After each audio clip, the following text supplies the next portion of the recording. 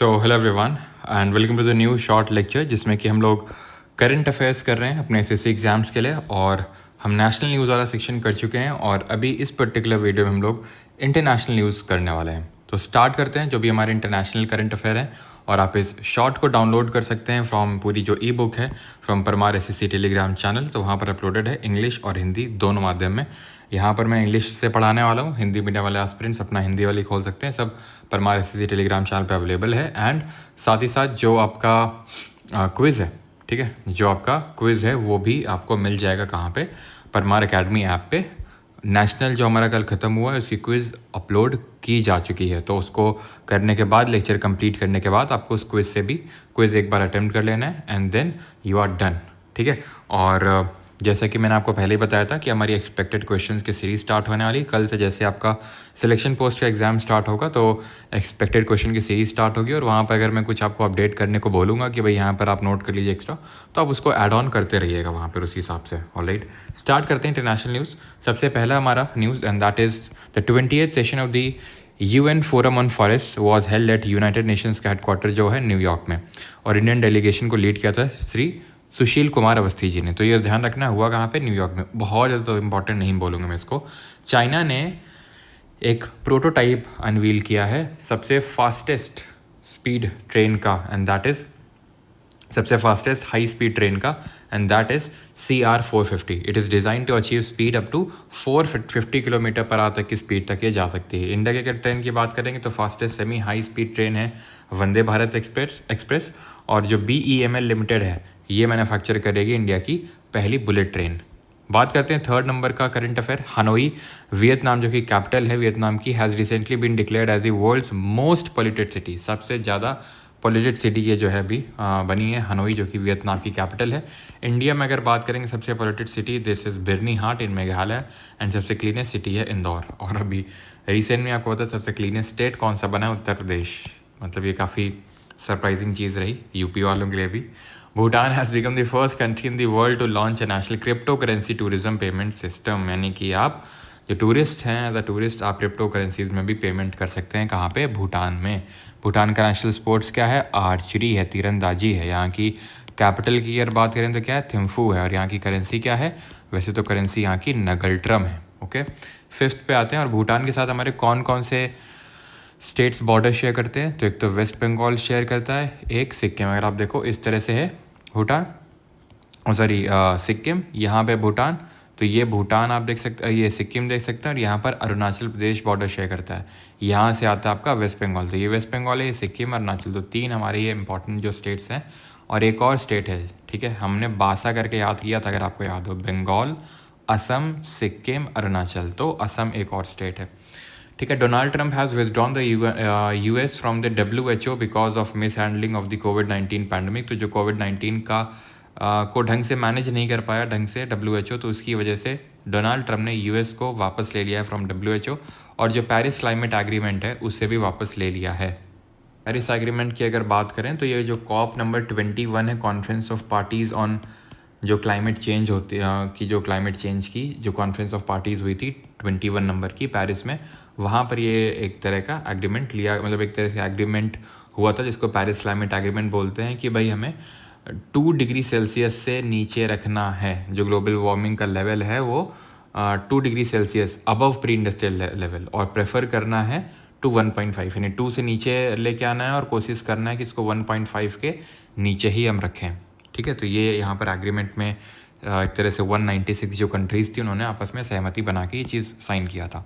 पाकिस्तान है suspended all bilateral deals with India including Shimla agreement after India ने suspend किया Indus water treaty को। Indus water treaty के तहत आपको पता है इंडस, झेलम और चेनाब ये है वेस्टर्न रिवर्स, और ये वेस्टर्न रिवर्स का 80% वाटर मिलता है किसको, पाकिस्तान को, 20% इंडिया को। रावी, ब्यास और सतलज, इसका 80% इंडिया को, 20% पाकिस्तान को। तो ये जो इंडस वाटर ट्रीटी है ये साइन हुई थी 1960 में, और ये इंडिया और पाकिस्तान के बीच में हुई थी। ये पाकिस्तान से जो आयूब खान है वहाँ के जो पहले राष्ट्रपति हैं वो, और भारत से हमारे पहले प्रधानमंत्री नेहरू, ये इन लोगों के बीच की ट्रीटी साइन हुई थी। और वर्ल्ड बैंक ने यानी विश्व बैंक ने इसकी मध्यस्थता करी थी और कराची में इस ट्रीटी साइन हुई थी। जब इंडिया ने इसको सस्पेंड किया तो इन्होंने अपना शिमला एग्रीमेंट जो था 1972 में, जो the then prime minister Indira Gandhi और पाकिस्तान का जो राष्ट्रपति था जुल्फ़िकार अली भुट्टो, उनके बीच में साइन हुआ था। इफ़ यू रिमेंबर 1971 में ही इंडिया की हेल्प से बांग्लादेश ने अपनी, या फिर ईस्ट पाकिस्तान ने अपनी इंडिपेंडेंस गेन की थी और बाद में वो बांग्लादेश बन गया 1971 में ही। देन आते हैं अगले वाले पे, that is 7th number. India और नेपाल ने एक मेमोरेंडम ऑफ अंडरस्टैंडिंग साइन किया वॉश सेक्टर में, विच stands for water sanitation and hygiene. Water sanitation and hygiene sector में एक मेमोरेंडम ऑफ अंडरस्टैंडिंग साइन किया। World Economic forum that is WEF की जो एनुअल मीटिंग होती है 2025 की, जो 55वीं दैट इज़ 55th मीटिंग हुई, वो दावोस स्विट्ज़रलैंड में हुई। ठीक है, focused on collaboration for the intelligent age. World Economic Forum आप ये काफ़ी सारे रिपोर्ट रिलीज़ करता है। वर्ल्ड इकोनॉमिक फोरम की अगर बात करें तो जैसे कि एक जेंडर गैप इंडेक्स भी वर्ल्ड इकोनॉमिक फोरम ही रिलीज़ करता है। इसका हेडक्वार्टर यहीं पर ही है, दावोस स्विट्ज़रलैंड में। स्विट्ज़रलैंड में को बहुत सारे हेडक्वार्टर्स देखने को मिलेंगे, जैसे फॉर एग्जांपल ग्लैंड स्विट्ज़रलैंड में किसका हेडक्वार्टर है, IUCN का हेडक्वार्टर है। जेनेवा स्विट्ज़रलैंड में किसका हेडक्वार्टर है, तो WHO, WTO, ILO है ना, WMO, इन सब का हेडक्वार्टर आपको देखने को मिलेगा जेनेवा स्विट्ज़रलैंड में। लौसान में कहाँ किसका है, लौसान में यहाँ पर है आपका जो इंटरनेशनल ओलंपिक कमेटी है ना। और फीफा का कहाँ पे है, फीफा का ज्यूरिच स्विट्ज़रलैंड में। तो Switzerland is home to multiple headquarters, यहाँ तक कि जो इंटरनेशनल बैंक एसोसिएशन है उसका भी हेडक्वार्टर आपको देखने को मिलेगा बासेल जो सिटी है स्विट्ज़रलैंड में। छोटा सा देश है लेकिन हेडक्वार्टर्स दबा के हैं यहाँ पे। द वर्ल्ड्स और इंडिया में अगर देखें तो दो इंपॉर्टेंट जो इंटरनेशनल चीज़ें हैं उनके हेडक्वार्टर, एक तो इंटरनेशनल सोलर अलायंस और कल एक बताया था इंटरनेशनल बिग कैट अलायंस। तो इसका तो गुरुग्राम हरियाणा में है और इसका न्यू दिल्ली में बनेगा। ठीक है। World's longest expressway tunnel Tian Shan Shengli tunnel, इसको चाइना में कंस्ट्रक्ट किया गया। द लॉन्गेस्ट रोड टनल जो इंडिया में है वो है चेन्नई नाशरी टनल, जिसको श्यामा प्रसाद मुखर्जी टनल भी बोलते हैं। ट्रम्प ने ये प्रस्ताव रखा था कि जो गल्फ़ ऑफ मेक्सिको है उसको गल्फ़ ऑफ अमेरिका नाम दिया जाएगा। एंड सेकेंडली जो माउंट मैकिनले है, ठीक है, उसको माउंट देनाली नाम दिया जाएगा। ओके, आई थिंक मैंने उल्टा तो नहीं बोल दिया, मैं लिख देता हूँ। माउंट देनाली को माउंट मैकिनले का प्रस्ताव रखा था जो कि एक्सेप्ट हो गया है, जो कि फाइनली हो चुका है। ठीक है, माउंट देनाली माउंट मैकिनले हो चुका है, जो कि यहाँ की हाईएस्ट पीक भी है। ठीक है, तो ये हो चुका है। एंड मतलब पहले ओबामा ने 2025 में इसका नाम देनाली रखा था, अभी किसी ने डोनाल्ड ट्रम्प ने इसको माउंट मैकिनले कर दिया, लेकिन ये तो खैर एक्सेप्ट नहीं हुआ है। ठीक, आगे बढ़ते हैं और अगला है हमारा 11th नंबर। 11th यहाँ पे है। PM मोदी को chair the AI action summit 2025 in Paris along side जो फ्रेंच के प्रेसिडेंट है। अब अगर आपको याद हो इंटरनेशनल सोलर जो अलायंस है वो इंडिया और फ्रांस ने ही जॉइंटली इसको प्रपोज किया था। ठीक है, इंडिया और दोनों ही मतलब इसमें फाउंडिंग कंट्रीज़ हैं, इंडिया और फ्रांस। उसी तरह से आप रिलेट कर सकते हैं जो AI एक्शन समिट हुई फ्रेंच प्रेसिडेंट इमानुएल मैक्रोन है ना, अभी आपने देखा होगा जो G7 समिट है वहाँ पे गए थे मोदी जी और कुछ बोले थे है ना इमानुएल मैक्रोन से। खैर आगे बढ़ते हैं, 12th नंबर पे आते हैं। And the 8th Indian ocean conference took place in Muscat Oman, जो ओमान की कैपिटल है वहाँ पे। एंड थीम क्या आ रही है, voyage to new horizons maritime partnership. Not that much important, उतना इंपॉर्टेंट नहीं है ये। 12th के बाद 13th पे आते हैं। Then countries around lake Tanganyika, जो कि Burundi, Democratic Republic of Congo, Tanzania and Zambia. Tanzania में यू शुड नो कि यहीं पर जंजीबार जो जगह पड़ती है यहाँ की कैपिटल, वहाँ पे जो IIT मद्रास है उसने अपना पहला ओवरसीज सेंटर खोला, पहला। दूसरा कहाँ पर, दूसरा कंडी जो श्रीलंका में पड़ता है वहाँ पे। और यहीं पर आपको देखने को मिलेगा पूरे जो हाईएस्ट पीक है आपकी अफ्रीका कॉन्टिनेंट की, जो कि एक वॉल्केनिक माउंटेन पीक है, माउंट किलिमंजारो, वो आपको यहीं पे देखने को मिलेगा। ओके, तो ये काम कर रही हैं together for 5 years to protect the lake's unique wild life. ये आपस में काम करेंगे उसको प्रोटेक्ट करने के लिए, उसकी यूनिक वाइल्ड लाइफ को। ये इंपॉर्टेंट हो सकता है। Statue of the esteemed Tamil poet and philosopher Thiruvalluvar was unveiled at the Gullas College of Medicine, जो सेबू में पड़ती है जगह फिलीपींस में। किसका, थिरुवल्लुवर का। 15 पे आते हैं, that is Mount Fentale in Ethiopia release high levels of methane, a potent greenhouse gas rather than having a typical volcanic eruption. यानी कि वॉल्केनिक इरप्शन में जो पायरोक्लास्टिक डेब्री निकलता है जिसमें कि नाइट्रोजन के ऑक्साइड्स, सल्फर के ऑक्साइड्स वगैरह भी निकलते हैं मेनली, बट यहाँ पर मेथेन गैस ज़्यादातर निकली माउंट फेंटाले से। ठीक है, जो इथियोपिया में पड़ता है। फिर अगर बात करेंगे यहाँ पर, और ये आप देख सकते हैं लेक तंगानिका की आपकी लोकेशन है, जहाँ पे DRC है, तंजानिया, बुरुंडी और जाम्बिया है। और यहीं पर आपको पता है तंगानिका है ना, तंगालिका, यहीं पर विक्टोरिया आपको मिलेगा। देन आते हैं 16 पे, Uganda with WHO support initiated the first clinical trial for a vaccine against the Sudan strain of Ebola during an outbreak. ठीक है, तो इबोला के लिए एक वैक्सीन डेवलप कर रहा है युगांडा WHO के साथ मिलकर। एलिस वॉल्टन जो कि वॉलमार्ट के फाउंडर की बेटी हैं, वो वर्ल्ड्स रिचेस्ट वुमेन बन गई हैं अभी, जैसे ही उनके पास शेयर होल्डिंग आई वॉलमार्ट की। तो NDB इंडोनेशिया जो है has announce to become a new member of the NDB। अब न्यू डेवलपमेंट बैंक है क्या? ये बैंक है ब्रिक्स कंट्रीज़ की बैंक। ठीक है, और ब्रिक्स कंट्री में सबसे जो लेटेस्ट मेंबर अभी इंडोनेशिया है, 10वां सदस्य इंडोनेशिया ही बना है। ओके, तो न्यू डेवलपमेंट बैंक जैसे इसका हेडक्वार्टर कहाँ पे? इसका हेडक्वार्टर आपको देखने को मिलेगा शंघाई में, न्यू डेवलपमेंट बैंक जो कि ब्रिक्स कंट्रीज़ का बैंक है। तो इंडोनेशिया मेंबर बना इसका नया 19th। ये काफ़ी इंपॉर्टेंट है। इंडिया ने लॉन्च किया ऑपरेशन ब्रह्मा। डिफेंस वाले सेक्शन में जब हम आएंगे तो वहाँ पर सारे ऑपरेशन एक जगह पे लिखे हुए हैं। ठीक है, तो ऑपरेशन ब्रह्मा लॉन्च किया था इंडिया ने, जो भी म्यांमार में अर्थक्वेक आया था उससे राहत प्रदान करने के लिए म्यांमार को ऑपरेशन ब्रह्मा लॉन्च किया गया था। जैसे मैंने बताया बहुत सारे इंडियन ऑपरेशंस रन किए हैं, कहीं से इवैक्यूएट करने के लिए अपने सिटीजन्स को, तो किसी कंट्री की हेल्प करने के लिए, वो सब डिफेंस सेक्शन में एक टेबल में लिखे हुए हैं। UK has become the first country to criminalise AI child abuse. तो यूके पहला कंट्री बना है जिसने कि AI चाइल्ड अब्यूज़ को क्रिमिनलाइज किया है। Hungary has become the first European country to withdraw from International Criminal Court ICC। Headquarter कहाँ पे इसका? हेडक्वार्टर है हेग नीदरलैंड्स में। ठीक है, हेग नीदरलैंड में इसका हेडक्वार्टर। ICJ का हेडक्वार्टर कहाँ पे, जरा बताइए कमेंट में। इंडिया और निकारागुआ ने साइन किया एक umbrella agreement to implement quick impact projects QIPs। Umbrella पर एग्रीमेंट क्या होता है? जिसके अंडर में बहुत सारे एग्रीमेंट आते हैं उसको अम्ब्रेला एग्रीमेंट बोलते हैं। ठीक है, इंडिया और निकारागुआ ने। निकारागुआ अगर आप देखोगे तो एक Latin American country Central America में पड़ती है।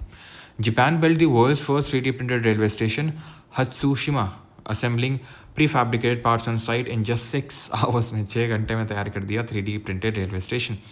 और इंडिया का पहला 3D printed post office Bengaluru में। IIT Hyderabad built the world's highest 3D printed military bunker in Leh में सबसे ऊंचाई पर स्थित मिलिट्री बंकर भी बनाया किसने? IIT हैदराबाद ने। 25th पे आते हैं, ये है ब्रिक्स की सारी न्यूज़ है यहाँ पे।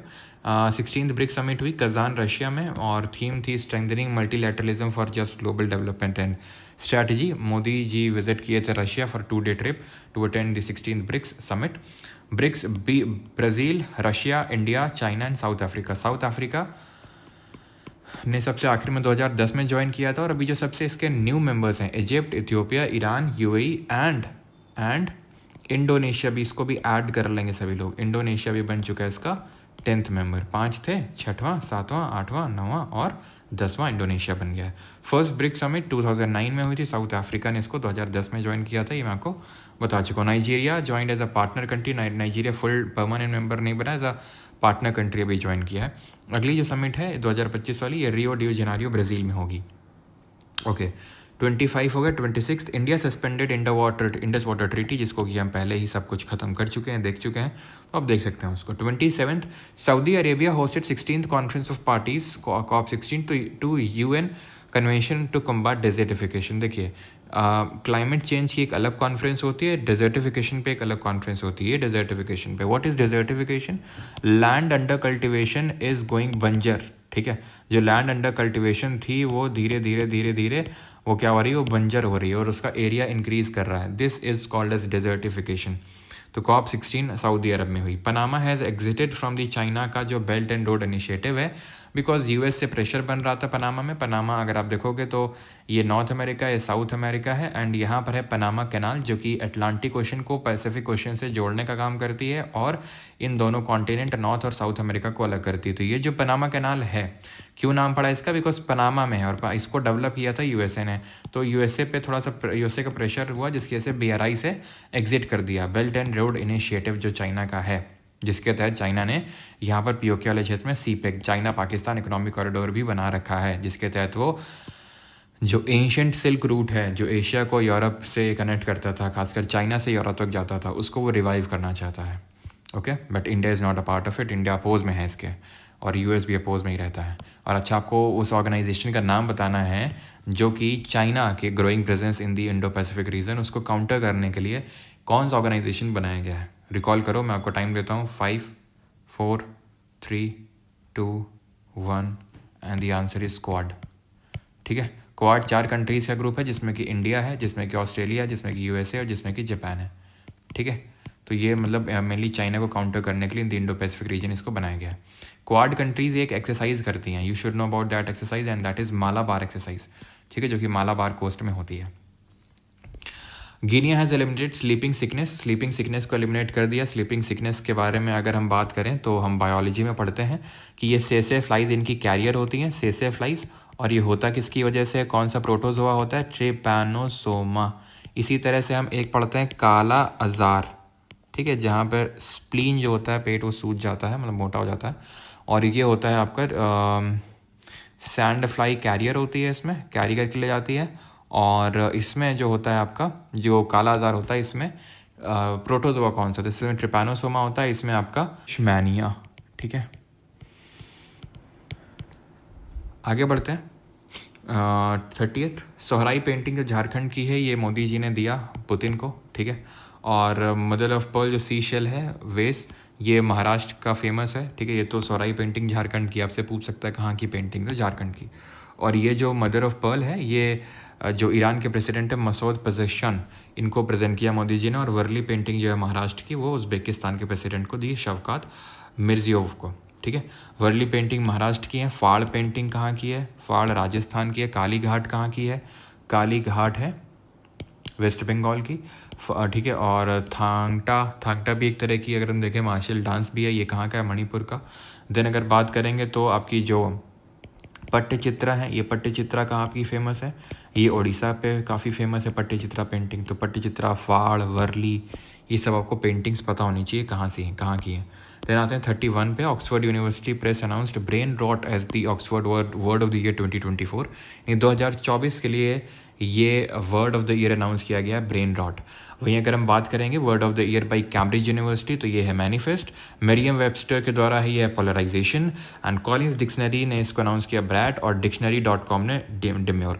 सबसे इंपॉर्टेंट तो एक तो ऑक्सफोर्ड यूनिवर्सिटी का है, कैम्ब्रिज का है, और मेरियम वेबस्टर और कॉलिंस का विधान, इसका उतना इंपॉर्टेंट नहीं है। ठीक है, 32 पे आते हैं। India and France agree to establish a new national museum in New Delhi named Yug Yogin Bharat. जो अभी करंट में भी आप अगर दिल्ली में जाएंगे तो एक नेशनल म्यूज़ियम है, तो वो भी फ्रांस की हेल्प से डेवलप किया था इंडिया ने। और ये भी अब एक नया बनाने वाले हैं, जहाँ पर वो जो पुराना वाला है वो पूरा आई थिंक वो एक अलग तरह का म्यूज़ियम बन जाएगा, और उसके जितने भी आर्टिफैक्ट्स हैं वो सब उठा के यहाँ पर रख दिए जाएंगे, जितना कि मुझे पता है, युग योगीन भारत में।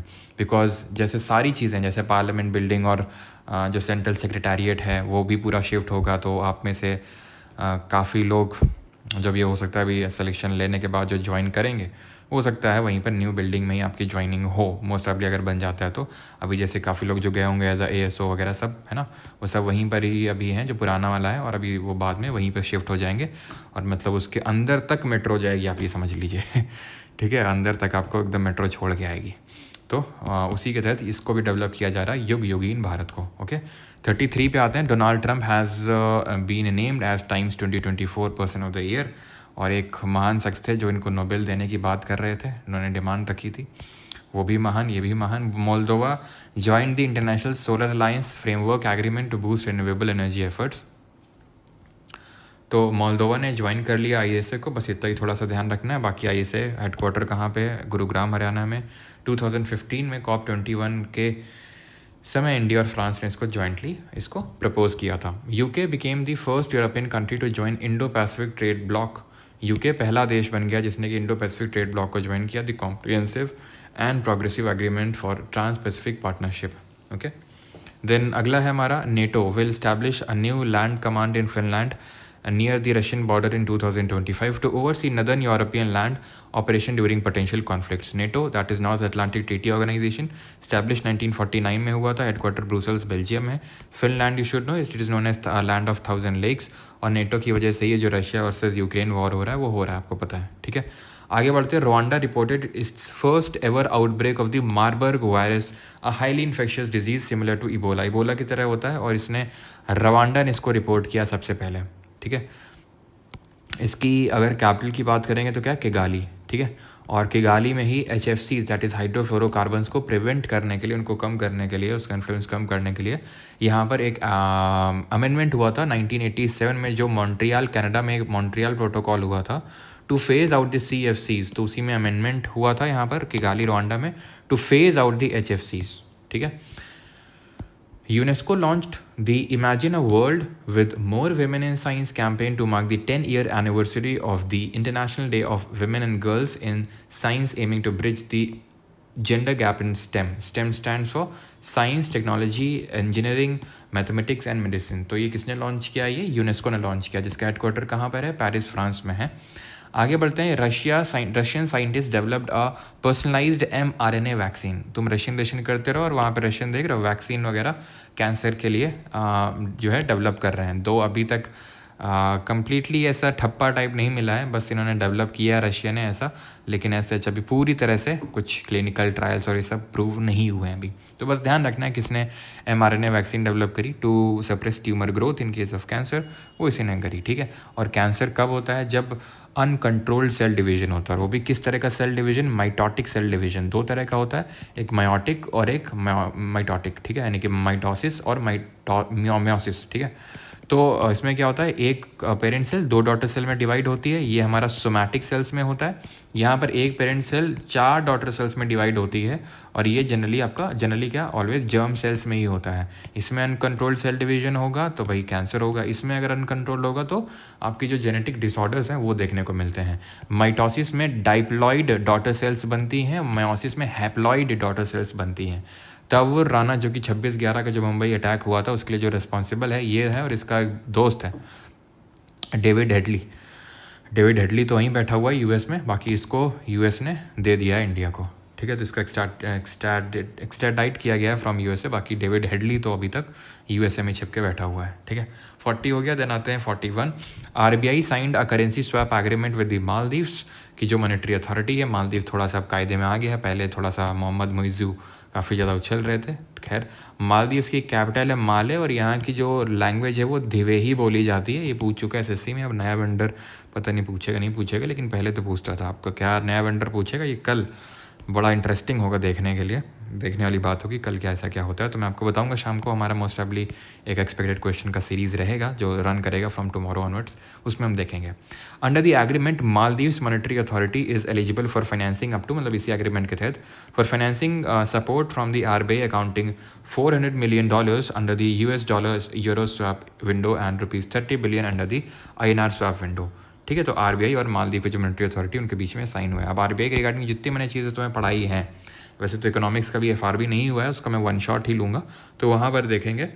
तो उसी में आपको बताऊंगा कि भाई RBI कब क्या, वैसे तो आप रिकॉल कर सकते हो, तो आपको पता होगा कि RBI कब स्टैब्लिश हुआ था। आई थिंक मैंने पिछले लेक्चर में बताया है ना, 1934, देन 1935, 1 अप्रैल 1935 को, देन उसके बाद RBI एक्ट ऑफ 1934 है, उससे इस्टेब्लिश हुआ। देन 1948 में इसको नेशनलाइज करने का एक्ट आया था, देन फाइनली नेशनलाइज हो गया था।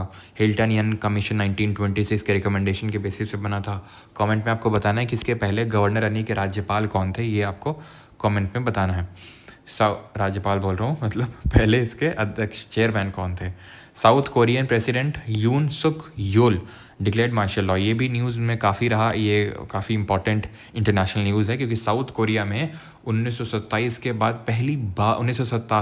पहली बार कोई मार्शल लॉ डिक्लेयर हुआ।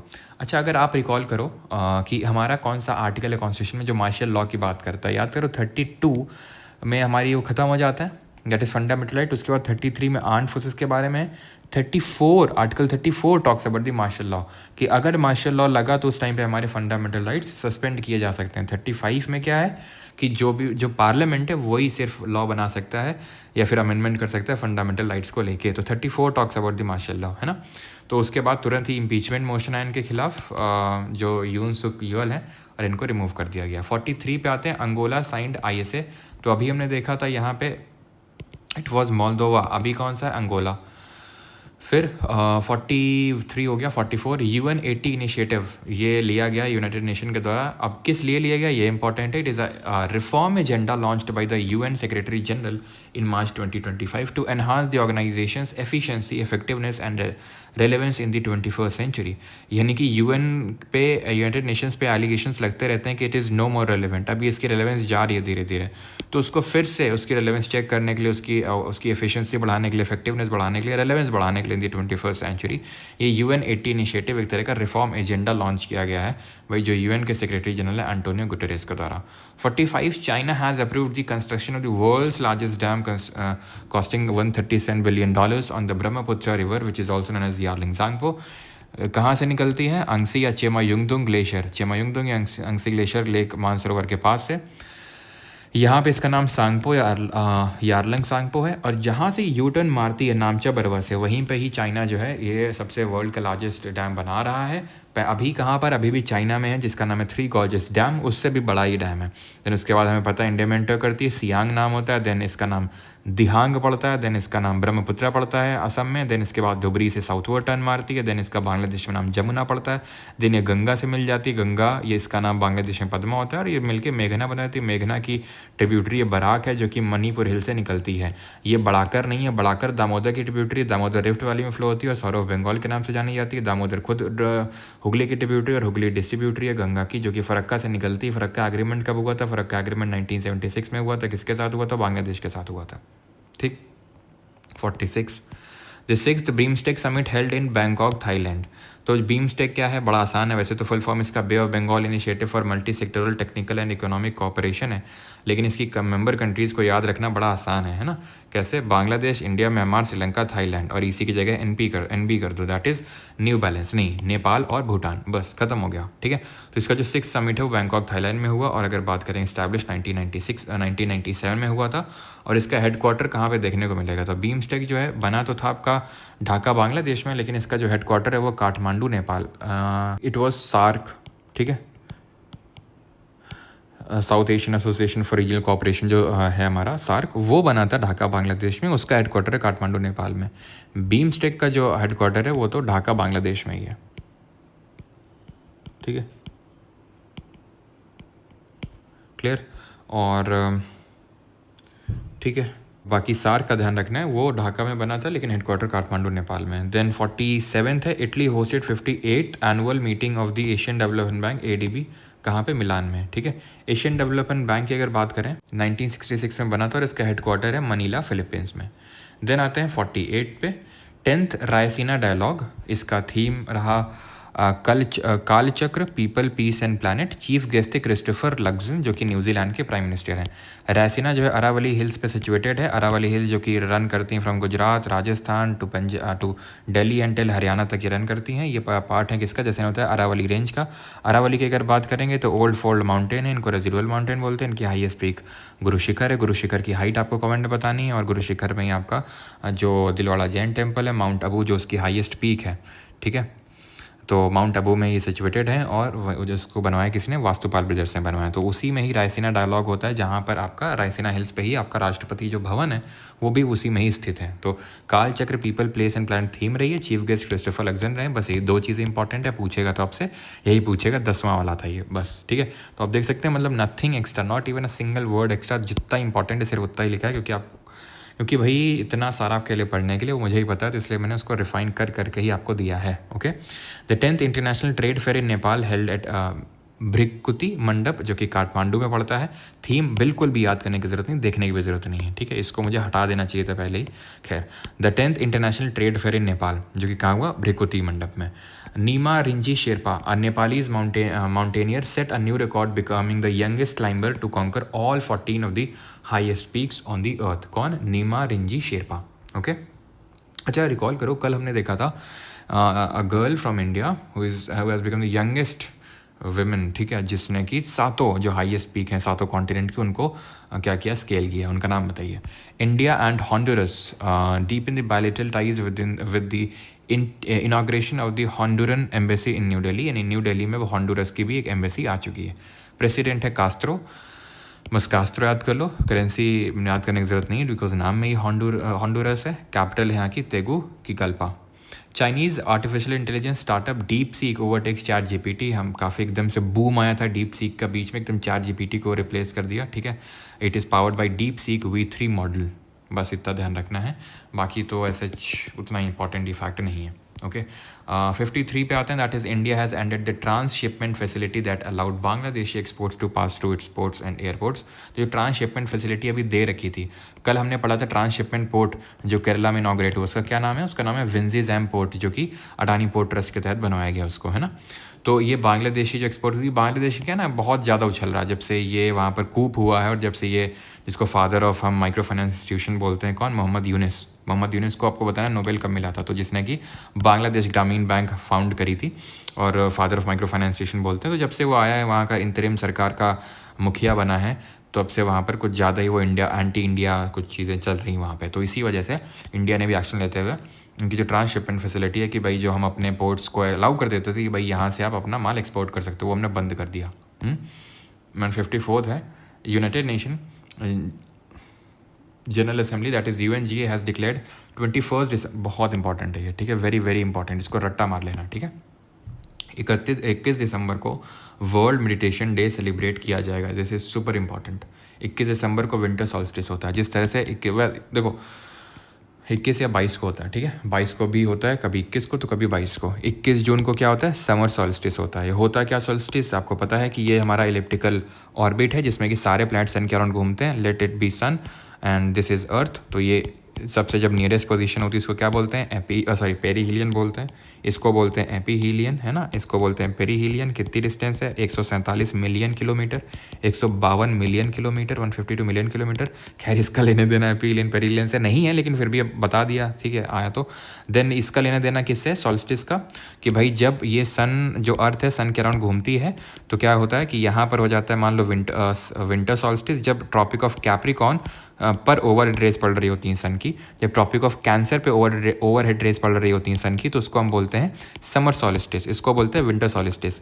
समर सॉलिस्टिस जो 21 जून को होता है, उस दिन क्या होता है आपको पता होना चाहिए, उस दिन सबसे बड़ा दिन होता है, ठीक है, यहाँ पर ट्रॉपिक ऑफ कैंसर पे और यहाँ पे ट्रॉपिक ऑफ कैप्रिकॉर्न पे 21 जून को सबसे बड़ा दिन होता है, लॉन्गेस्ट डे होता है नदर्न हेमिस्फीयर में, शॉर्टेस्ट नाइट होती है। 22 दिसंबर को क्या होता है? नदर्न हेमिस्फीयर में ही सबसे लॉन्गेस्ट नाइट होती है, सबसे शॉर्टेस्ट डे होता है। दो ऐसे दिन होते हैं जिस दिन entire earth experiences equal days and night, उसको हम बोलते हैं इक्विनॉक्स। इक्विनॉक्स होता है एक तो 21 मार्च को और एक होता है 23 सितंबर को। ये होता है स्प्रिंग इक्विनॉक्स, ये होता है ऑटमनल इक्विनॉक्स। ये विंटर सॉलिस्टिस, ये समर सॉलिस्टिस, डन। ओके, तो अब यहाँ पर हमारी फाइनली चीज़ें ख़त्म होती हैं। आपको कुछ मुझे बताना है, कुछ भेजना है तो आप मुझे व्हाट्सएप कर सकते हैं 8840286735। जिनका कल से सिलेक्शन पोस्ट का एग्ज़ाम है, best of luck to all. बाकी कल हम लोग एक्सपेक्टेड क्वेश्चंस वगैरह करेंगे। बाकी अगर आपको कुछ टेक्निकल क्वेरी होती है तो उसका नंबर अलग है, एक सेकंड मैं दे देता हूँ वाला नंबर भी। वाला नंबर मुझे याद नहीं है भाई, दूसरे का नंबर कौन याद रखता है भाई, एक सेकंड। तो ये नंबर है जहाँ पर आप कुछ ऐप में कुछ दिक्कत है, वीडियो नहीं चल रही, तो वो आप यहाँ भेज सकते हैं, ठीक है। 9235798380 है ये, ओके। और ये है जिसमें आप मुझे व्हाट्सएप कर सकते हैं 8840286735। थैंक यू, धन्यवाद, आप लास्ट तक बने रहें। और अगला हमारा सेक्शन होगा किसका?